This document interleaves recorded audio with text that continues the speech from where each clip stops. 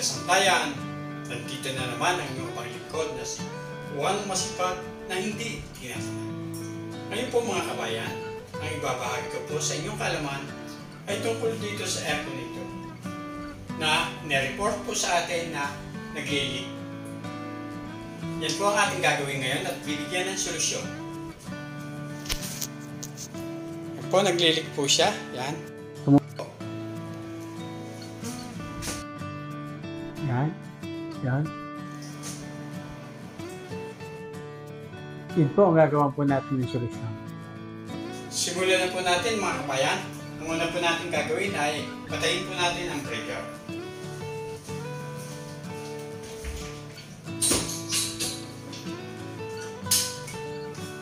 Patayin na po ang breaker.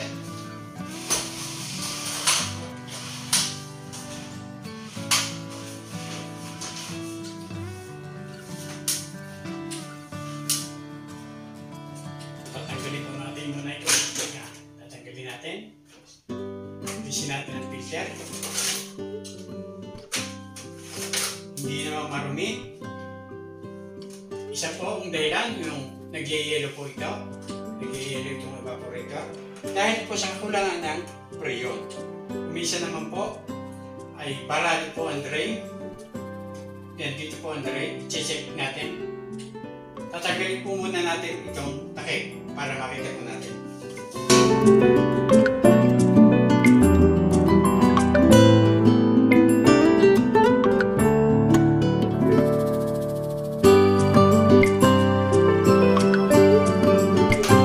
Tatanggalin po natin ito.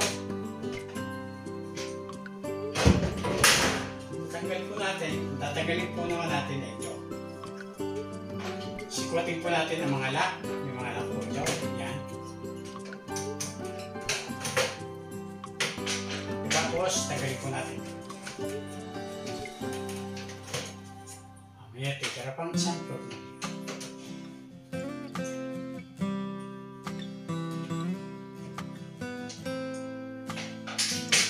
Natanggal na po. Tagalin po natin. Sikutin po natin dito sa taas para matagal. Bila. Dito. Dito sa kabila para matanggal. Ito. Yan, natanggal na po. Ngayon po ay makikita lang po natin kung ano ang kanyang problema. So ang kanyang problema, yan po. Puno po ng tubig. Ibig sabihin po, barado po ang drain. Yan po. Yan. Barado po ang drain yan. Kaya po hindi umaapaw ang tubig. Hindi po pupunta sa drain. Yan po. Yan po, puno. Ibig sabihin, barado ang drain. Ang drain po niyan ay nandito po. Ito po ang drain niya. Yan. Hihilahin po. Ayan, puno po. Barado ang drain. Ibig sabihin, yan. Ito ay ating tatanggalin.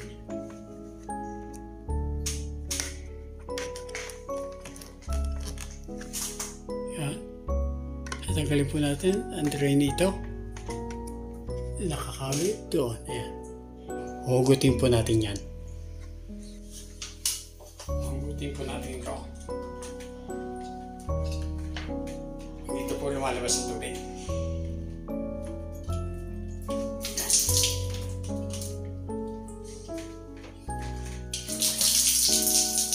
Tumulo na. Ibig sabihin po, barado.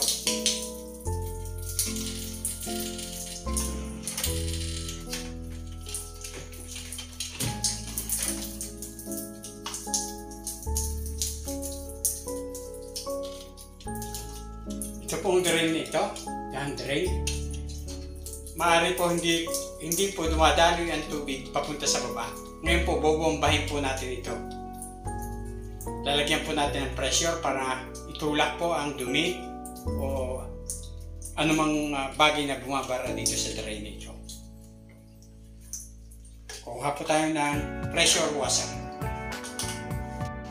Bakit nga ba nagkakaroon ng tubig ang ating aircon? Buklatin po natin ang aklat ng siyensya.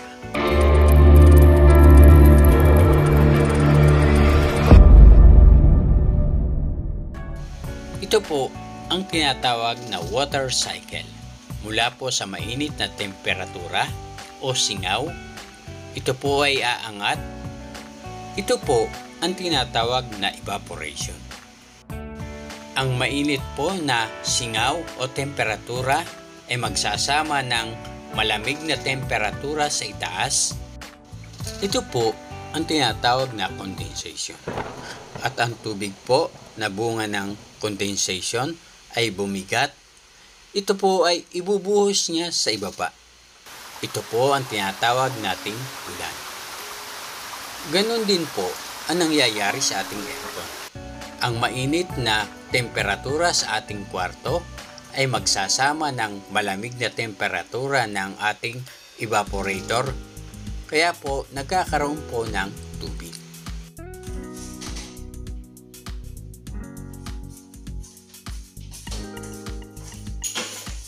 Mga kabayan, gagamit po tayo ng pressure washer. Ito po ang magiging katulong natin upang matanggal ang bara sa drain pipe. Simulan na po natin mga kabayan.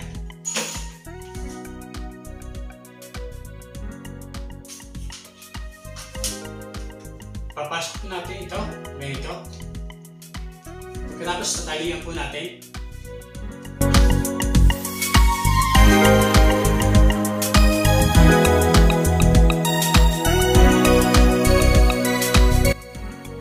Talian po natin pa ganyan. Tapos po, ay kakabit po natin ito sa tubig. Kakabit po natin ito sa tubig.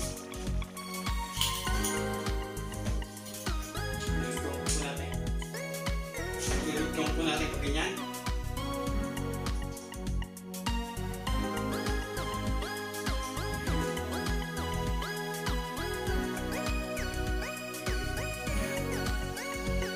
Ikakabit po natin dito sa angle bar. Dito po naman natin ikakabit ito. Dito. Alisin po natin ito at ito po ang ikakabit natin. Dito. Patay po muna natin. Kakabit po natin dito. Lagyan po natin mga kabayan. Kakabit po muna natin ito.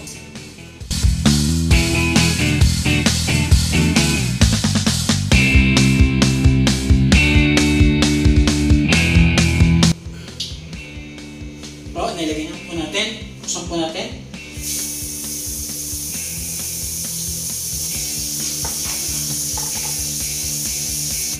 Nilagay na po natin.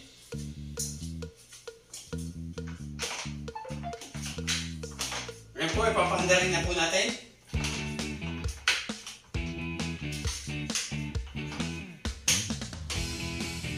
Sasaksak po natin ito. Paandarin na po natin.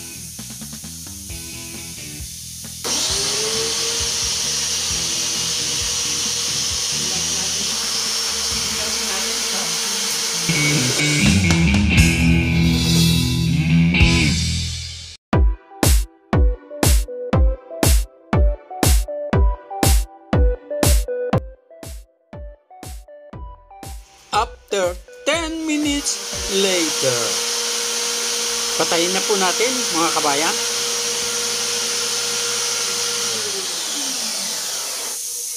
Mga kabayan, kakabsat, kasangkayan, hindi ko po i-recommenda na gumamit kayo ng pressure washer.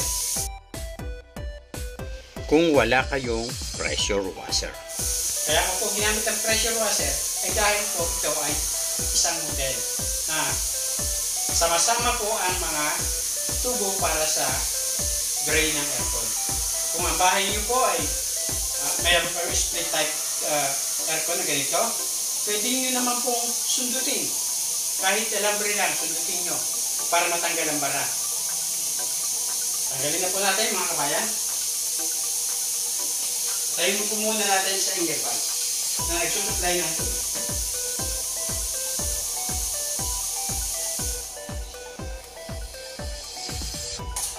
Yan, napatay na po natin. Yun po ay tanggalin na po natin ang pagkakakabit. Siguro po sa lakas ng pressure na ating i-apply ay matatanggal na po ang bara.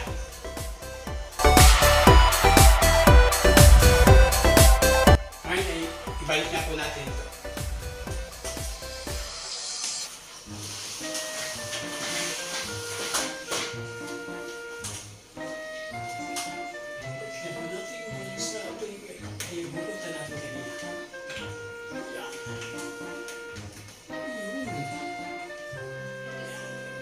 po natin. Ngayon po, ibabalik na po natin ang takip. Ano po?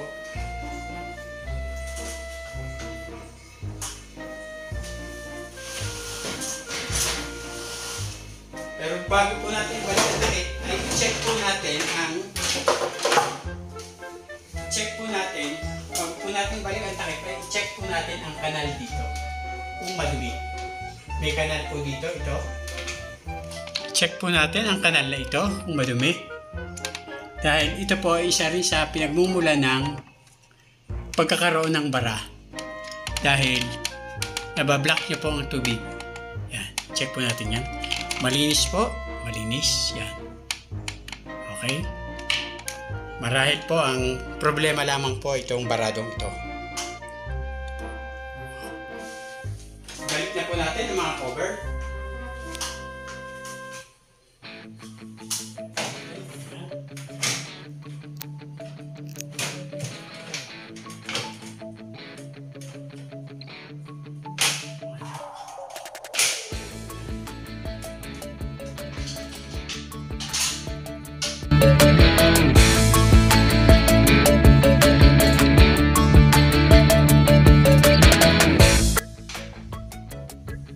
Yan po mga kabayan, naibalik na po natin ang mga tornilyo. Ngayon na ibalik na po natin ang cover.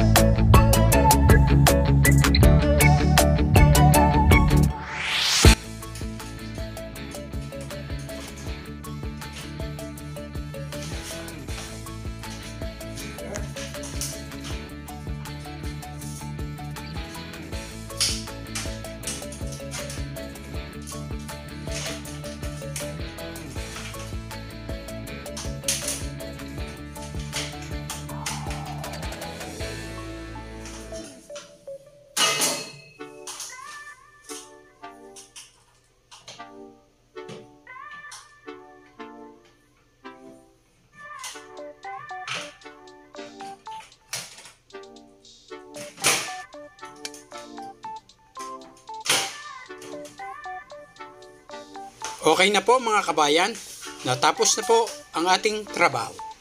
Sana po ay may natutunan na naman po kayo kahit na konting karunungan mula sa inyong abang lingkod na si Juan Masipag na di tinatamad.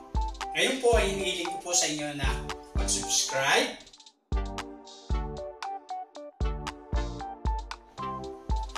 pindutin ang notification bell,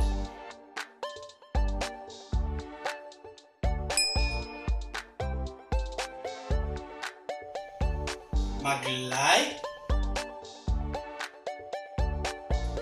mag-comment, at i-share.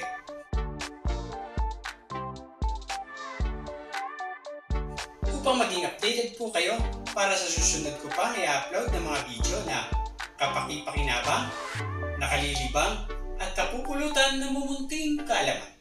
Maraming salamat po sa inyong panonood. Hanggang sa muli!